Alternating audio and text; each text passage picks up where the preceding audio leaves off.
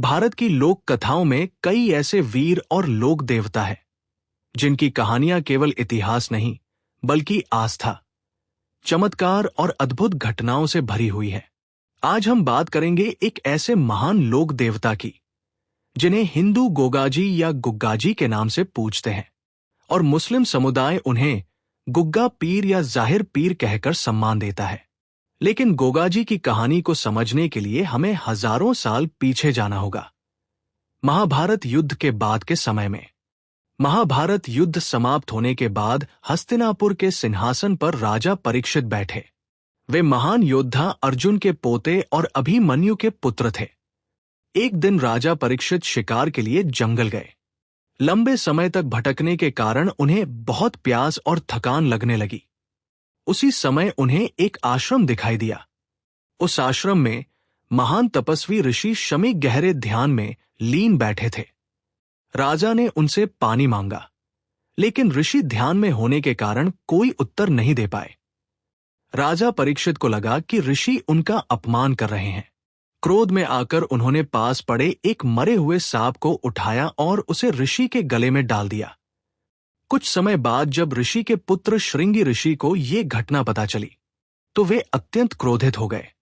उन्होंने राजा परीक्षित को श्राप दे दिया, 7वें दिन नागराज तक्षक के डसने से तुम्हारी मृत्यु होगी। और श्राप के अनुसार ठीक 7वें दिन नागराज तक्षक ने राजा परीक्षित को डस लिया और उनकी मृत्यु हो गई। अपने पिता की मृत्यु से क्रोधित होकर राजा परीक्षित के पुत्र राजा जनमेजय ने भी नागों को नष्ट करने का निश्चय किया। उन्होंने एक भयंकर यज्ञ करवाया जिसे सर्प यज्ञ कहा जाता है। इस यज्ञ की अग्नि इतनी शक्तिशाली थी कि दूर दूर से हजारों नाग खिंचकर उसमें गिरने लगे। नागलोक में हाहाकार मच गया। तभी महान योगी गुरु गोरखनाथ ने इस विनाश को रोकने के लिए हस्तक्षेप किया। और यहीं से शुरू होती है गोगाजी के जन्म से जुड़ी रहस्यमयी कथा। राजस्थान में चौहान वंश के राजा जेवर सिंह और उनकी पत्नी रानी बाछल राज्य करते थे। रानी बाछल बहुत धर्मपरायण और दयालु थी, लेकिन उन्हें संतान का सुख प्राप्त नहीं था। एक दिन महान योगी गुरु गोरखनाथ उनके राज्य में आए। रानी बाछल ने पूरी श्रद्धा और भक्ति से उनकी सेवा की। उनकी भक्ति से प्रसन्न होकर गुरु गोरखनाथ ने उन्हें आशीर्वाद दिया, तुम्हें एक ऐसा पुत्र प्राप्त होगा जो महान वीर बनेगा और जिसकी कीर्ति सदियों तक गाई जाएगी। कहानी के अनुसार गुरु गोरखनाथ पाताल लोक गए और वहां से राजा जनमेजय के सर्प यज्ञ से बची एक पवित्र आत्मा को एक गूगल मिट्टी के घड़े में सुरक्षित रख लिया। जब वे उस घड़े को लेकर पृथ्वी पर लौट रहे थे, तभी नागराज तक्षक ने उस घड़े को छीनने की कोशिश की। उसी समय एक युवक ने साहस दिखाया। उसने झाड़ू के डंडे से नाग को मारकर घड़ा नीचे गिरा दिया। गुरु गोरखनाथ ने घड़ा वापस प्राप्त कर लिया और उस युवक को आशीर्वाद देते हुए कहा, इस घड़े से जन्म लेने वाला बालक महान वीर बनेगा और उसके गीत सदियों तक गाए जाएंगे। कहते हैं कि उसी आशीर्वाद के फलस्वरूप रानी बाछल के गर्भ से एक अद्भुत बालक का जन्म हुआ। वह बालक आगे चलकर गोगाजी महाराज के नाम से प्रसिद्ध हुआ। लोक मान्यता के अनुसार गोगाजी को नागों पर विशेष शक्ति प्राप्त थी।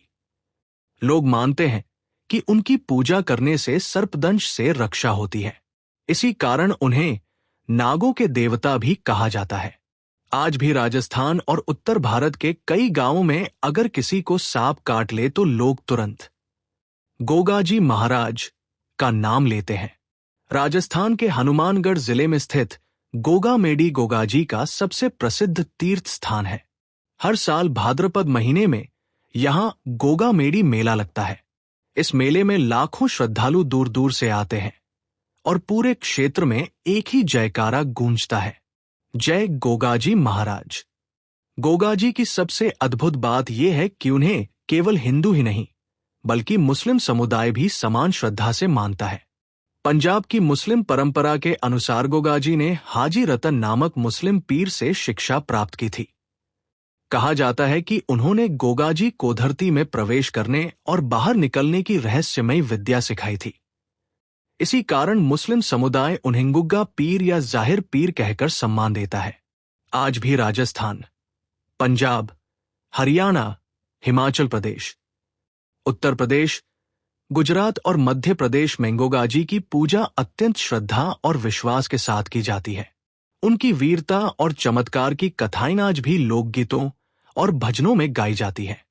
गोगाजी केवल एक लोक देवता नहीं है, वे भारत की उस महान संस्कृति का प्रतीक है जहां अलग अलग धर्म और समुदाय एक ही वीर को समान श्रद्धा और सम्मान के साथ याद करते हैं।